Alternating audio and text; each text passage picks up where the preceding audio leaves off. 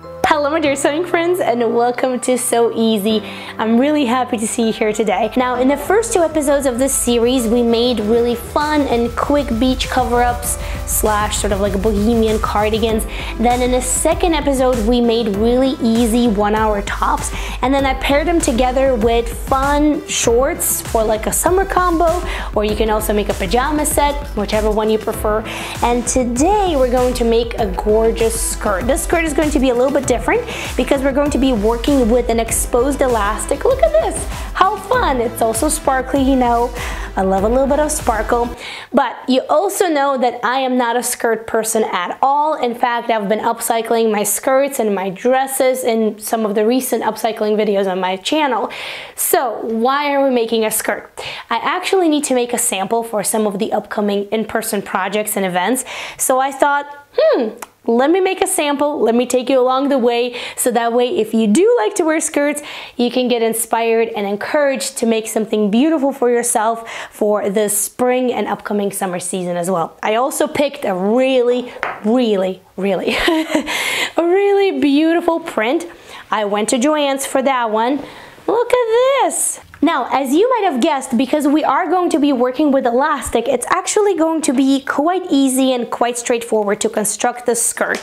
But as I always say, just because it's easy and simple, it doesn't mean that it's not worthy. I think a lot of times when we see an easy project, we think like, oh, whatever, you know, because we identify the complexity with status, with sort of like accomplishment. But simple doesn't mean non-creative, it doesn't mean boring, it doesn't mean not well made.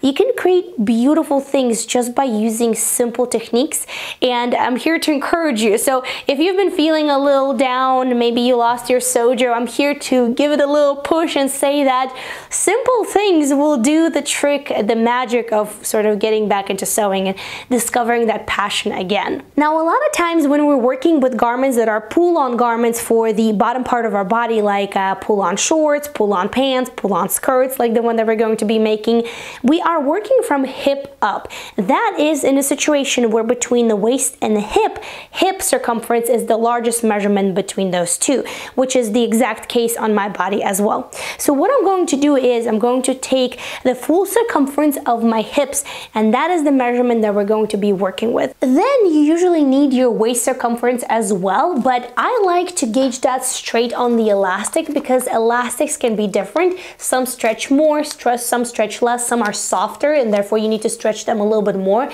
in order to secure them nicely on your waist. So I like to do that, you know, with elastic right away. Then of course we need the length of the skirt. So what I usually do is I place my elastic on my waist, I take measuring tape, I place it on the bottom of the elastic, and then I just drop it and I determine how long I want my skirt to be. And that is about all that you will need in order to get started. So the construction will start with a rectangle, where the top of the rectangle that's gonna go on your waist is going to be 1.5, 2 times, 2.5, even 3 times larger than your full hip circumference. Now that will depend on how full and gathered you want your skirt, and also on the type of the fabric that you're going to be using. If you're using something that's a little bit thicker, it will gather a little bit rougher. If you're using something like really lightweight silk or chiffon, that will gather like a charm, but you will also need to have a little bit of wider fabric in order to be able to create that fullness and volume because the fabric is so light. Now let me give you a full picture of what I'm working here with, so that way it's a little bit easier for you. Now I know a lot of you don't like math, but we have to use it in sewing, so what you gotta do?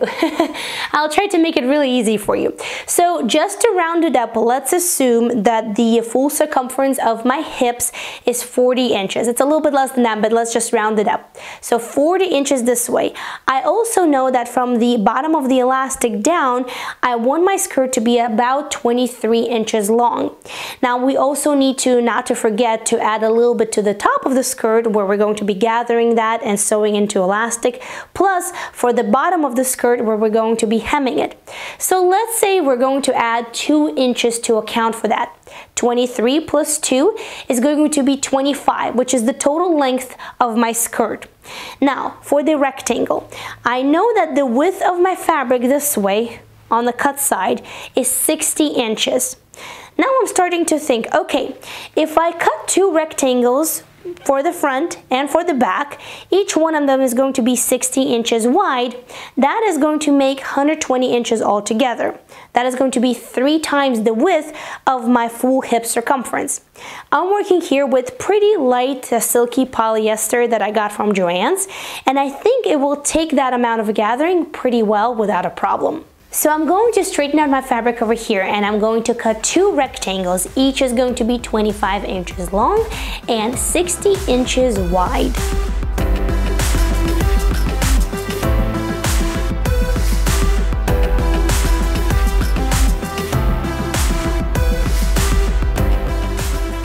Okay, so here you might be saying, hold on.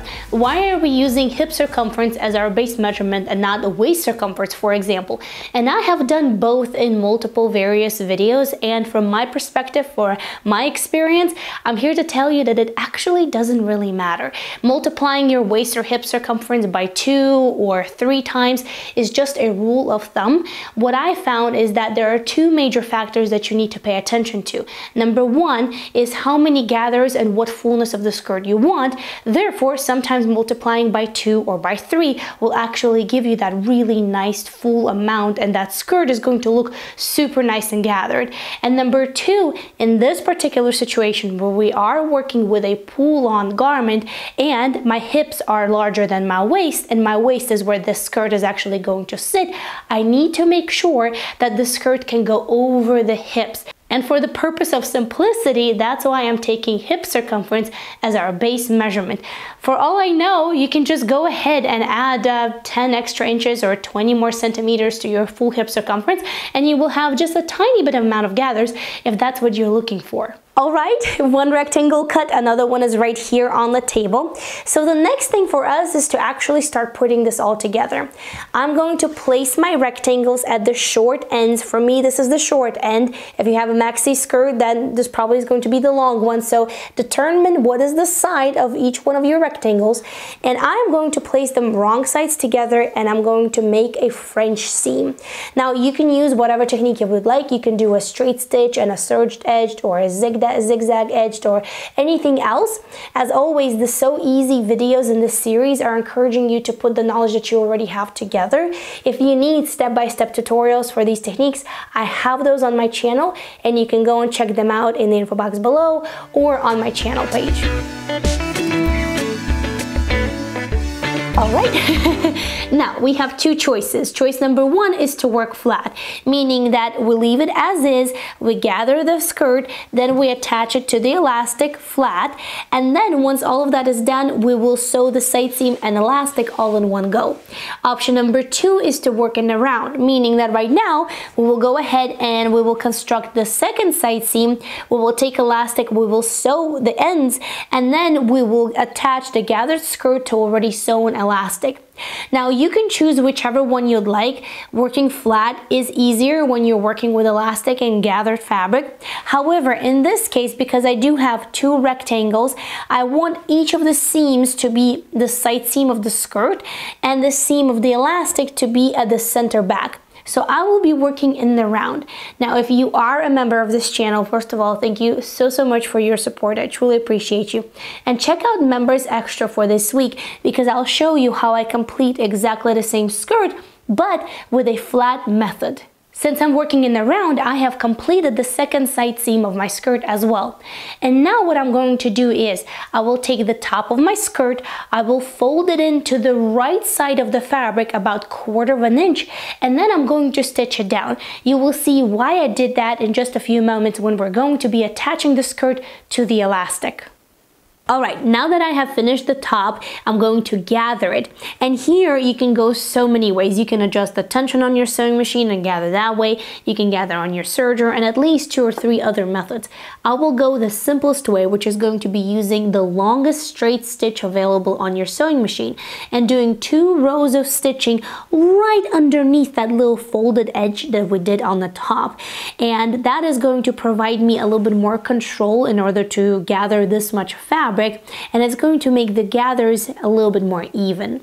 All right, 2 rows of gathering stitches are done. Now we have to gather, but the question is gather how much and to what circumference. So let's think about it. We have established that the circumference of my hips is 40 inches. Now I need at least 40 inches of width of this skirt in order to be able to pull it over my hips. Of course, we want to add a little bit of ease to it, so that way it's just comfortable, not just like, putting on there. So let's say 42 inches is the circumference to which I have to gather this skirt. Now I have 2 panels, the front and the back, side seam, side seam. So 42 divided by 2 is going to be 21.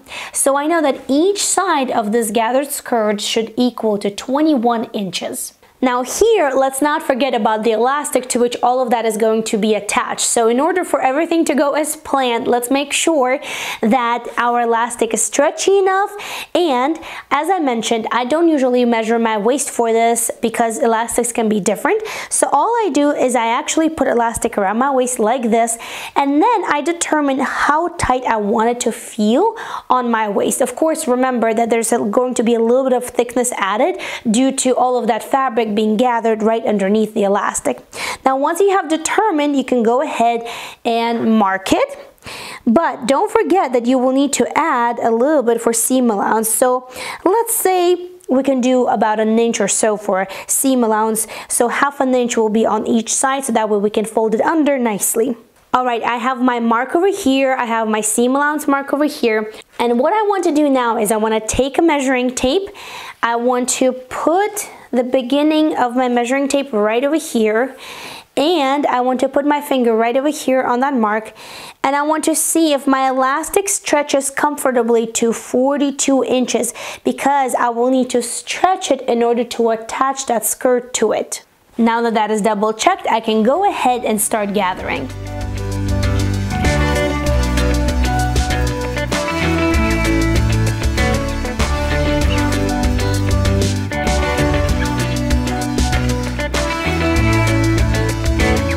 I'm going to take these ends of the elastic, place one about ½ an inch below the other, like so, and I'm going to fold it in, and right over here I'm going to stitch with a zigzag stitch a couple of times, back and forth, so that way we create this sandwich.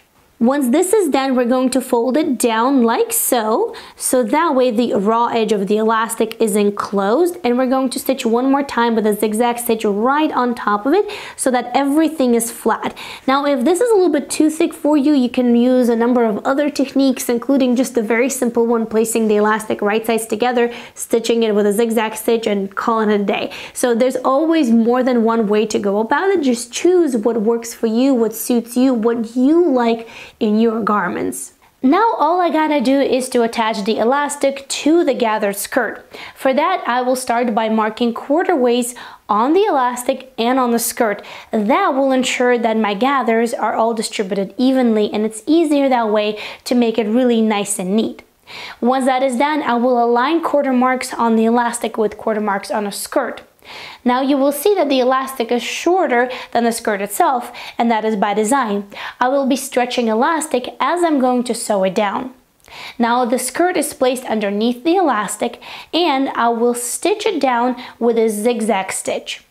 It is easier if you do baste it in first, and it is kind of challenging to be basting elastic while stretching it, but we must do what we must do. And if basting really provides you a good result, go ahead and do that first. After that, with a zigzag stitch, go ahead, align the presser foot with the edge of the elastic. This is what I do here, and zigzag all the way around.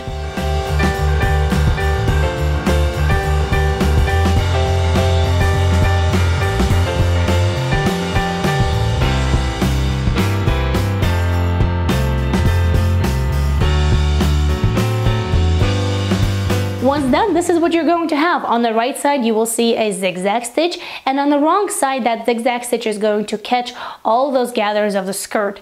Now, I usually go ahead and remove the basting or gathering stitches, so that way they're just not in the way. And that's it! The skirt is done!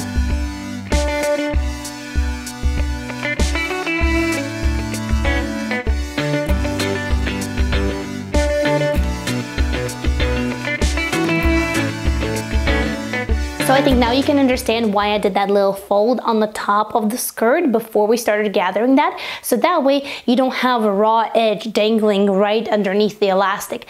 And the bottom of the skirt was finished with a simple, narrow double fold hem. Now, if you like skirts, but maybe you're just not a fan of a lot of gathers right at your waistline, then go ahead and try a circle skirt right over here also. Easy and really straightforward. A lot of times we only see what's right in front of us, but as always, I would love to encourage you to look beyond what you see in just this particular example where we're making a gathered skirt with exposed elastic. And ask yourself a question. Could you apply this particular technique in some sort of other garment, in some sort of other way? So for example, could you do the same exposed waistband in a pair of gathered waist shorts?